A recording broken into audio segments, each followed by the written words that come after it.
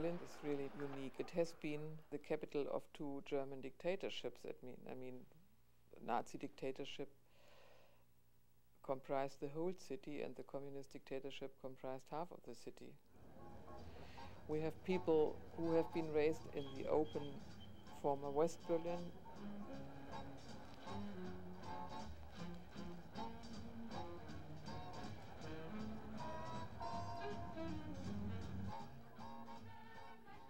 And people who have been raised obeying to a system that didn't allow their citizens to speak out freely.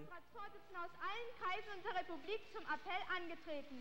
Die Losung des Tages: Wir wollen lernen, arbeiten und leben nach dem Vorbild unseres unvergessenen Genossen Ernst Thälmann. Danke für Frieden und Sozialismus. Seid bereit! This puts it prints on people, of course. Wer hat uns wieder verraten, die Sozialdemokraten? Wer hat uns wieder verraten, die Sozialdemokraten? Bilder einer getrennten Stadt. Der Kanzler eröffnete eine Ausstellung im Berliner Rathaus. Erinnerungen, die seit dem Fall der Mauer vor gut einem Jahrzehnt zwar Geschichte, aber noch lange nicht vergessen sind. 13 August 1961. That was the day the wall started. Und einige müssen noch darüber lachen, aber fragen Sie doch einmal Ihre Kameraden, weshalb sie vor Ihnen stehen und nicht hinter Ihnen. The West Berlin police were standing around scratching their heads, and the Allies were there. They didn't know what was going on. They just knew that East Berlin was now being separated from West Berlin.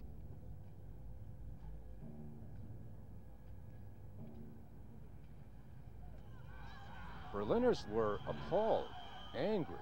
I mean, there was extreme anger.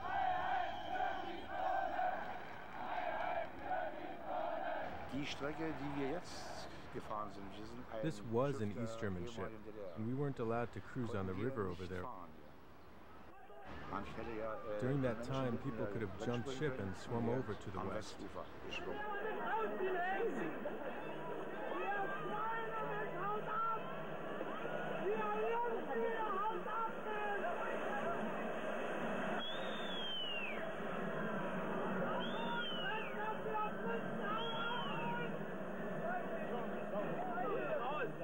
Hey, well done!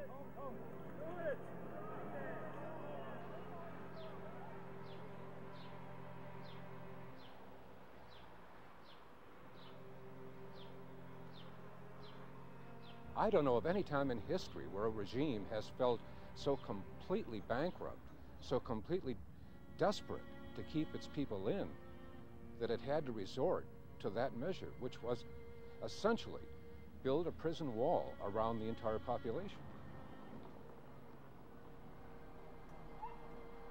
We in the East have had these 12 years of the Adolf Hitler dictatorship and 44 years longer dictatorship.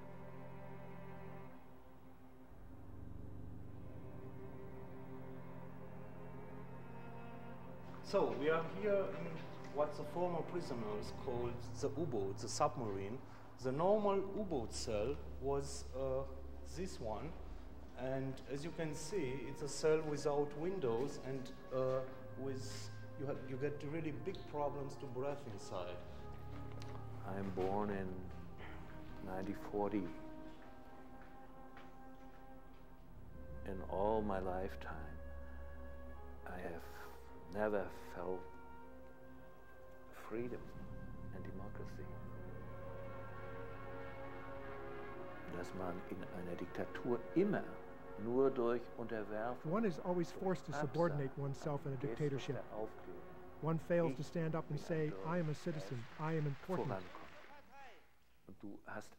You only get along when you knuckle under.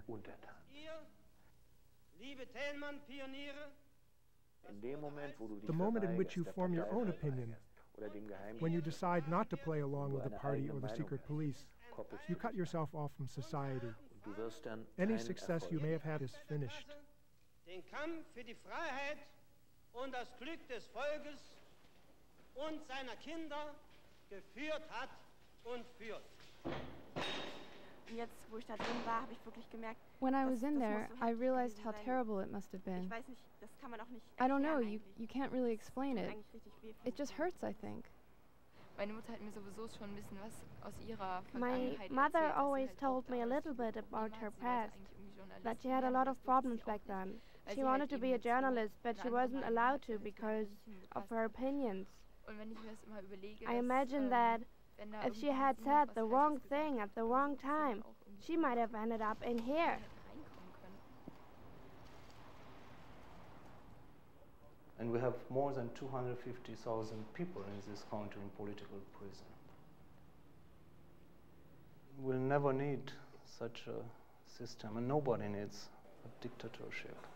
We must live in freedom.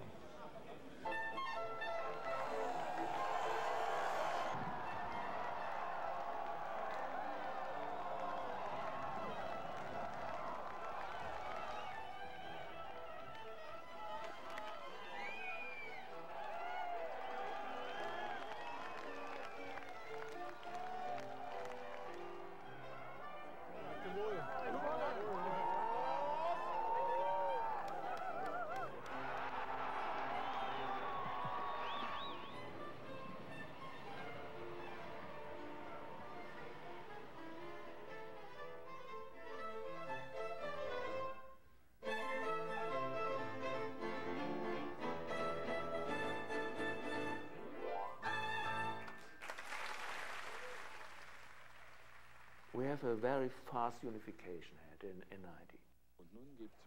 It was a great time of our former Chancellor, Mr. Kohl. It was his great time.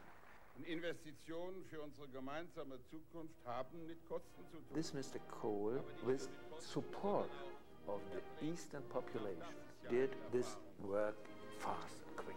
Let's have it to go to Moscow. Gorbachev, come on. What about unification?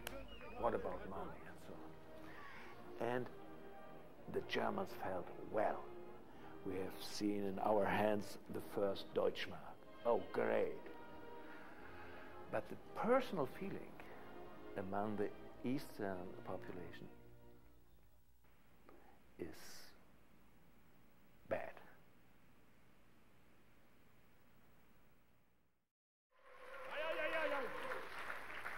Hier lege ich mir den Mantel um. Na, das geht ja nun schon ja nicht. Wieso? Na, du bist aus dem Osten. Ja, na und? Na, du kannst doch nicht von einem Westler verlangen, dass er vor dir auf die Knie geht, nicht? Ist doch so. Hossa! Auch der Humor hat sich auseinandergedriftet. Humor went in two different directions in divided Germany. But things are slowly beginning to... Here we say, laughter slowly brings us together.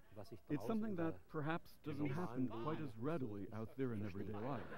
Mensch, Gerd, da waren doch die Volkswahlen in der DDR was ganz anderes. Oh ja, du, da ging es nicht um Schönheit oder Intelligenz. Nein, Kollegin. First step, 89, we are the rulers against the former dictators. Second step, we are little boys and girls, pupils in the school of democracy. Da ging's doch ums Ganze. Um 99,8 oder 99,9%, das waren noch Zeiten. Und deshalb rufen wir euch zu, vorwärts! It is hard to live as a citizen. It is easier to live as an adapted person. Of course we know better how to live in a democracy than they do. We have learned it. It's no reason for arrogance, not at all, because we were just lucky. Zum Kampf sind wir bereit. So we have a problem that is quite understandable. It is solvable, but it will take a long time. And of course, it will also take a lot of modesty on our part, on the West German part. And it takes a lot of patience on the part of the East Germans.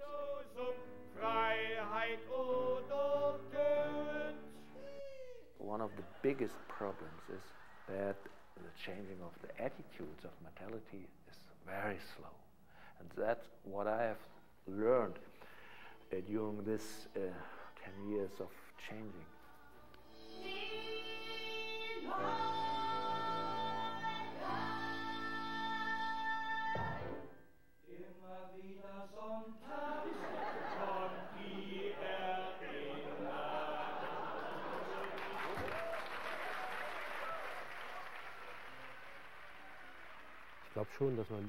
I think it's much easier for people to relate to each other with humor, rather than constantly talking about problems, the heavy stuff.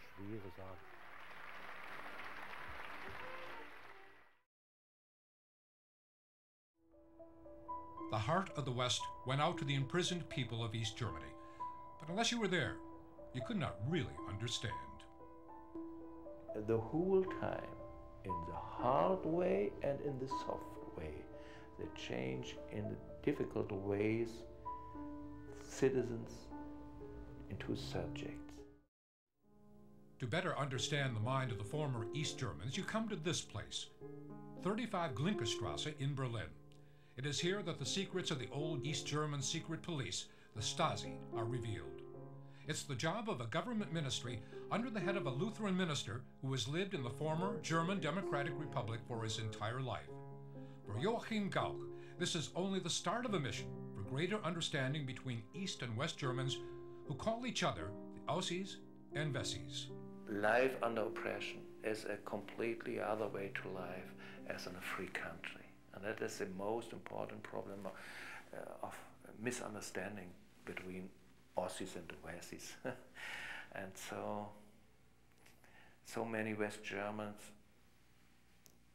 have not a deep understanding what it is to live in freedom. It was very important to have not only experiences in West Germany. It was so important for me to come to the United States and to feel what it is a citizen. But what we from the former oppressed people can learn from your citizens is I am the citizen, and my interests are important, not the interests of the minority of rulers. And for the Western people, it's very important to hear what the former oppressed people from the former Soviet Union and the East tell them. Then so often they think freedom is normal, democracy is normal, and we feel now, oh, it's a big gift.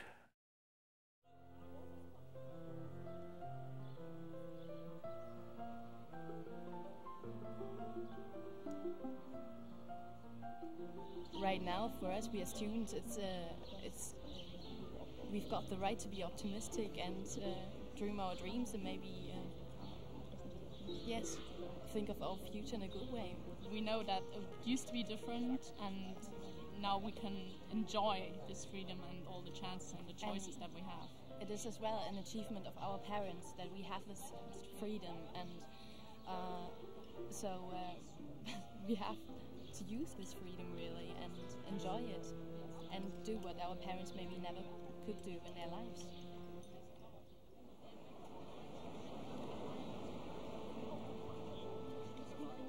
Es gibt ein altes Wort von Bertolt Brecht. There's an old Bertolt Brecht quote.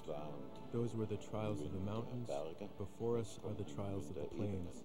We have all the pain and joy of the mountains behind us. And now the question is, how will we cross the plains? It will be much wider than we ever thought before.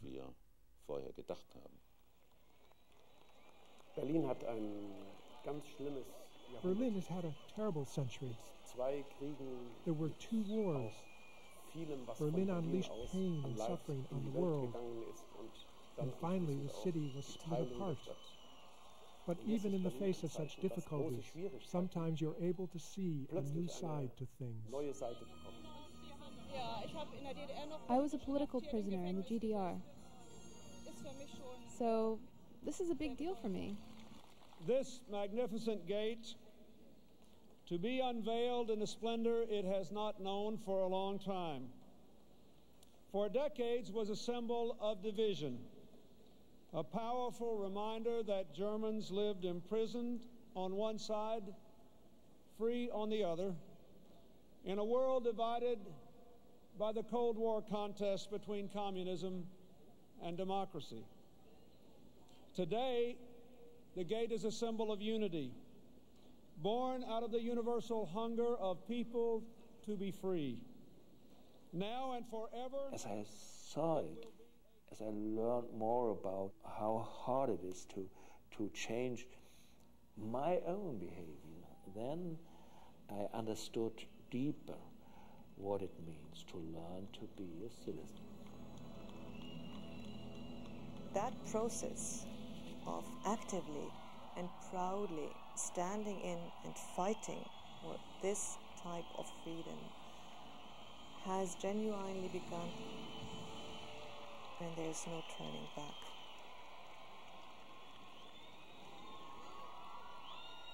Berlin will always remain a city where the history of the 20th century is inscribed, and I think it would be wrong to have this somehow covered by other things. It's a kind of tapestry which is still far from being completed, but I think a lot of people work on that.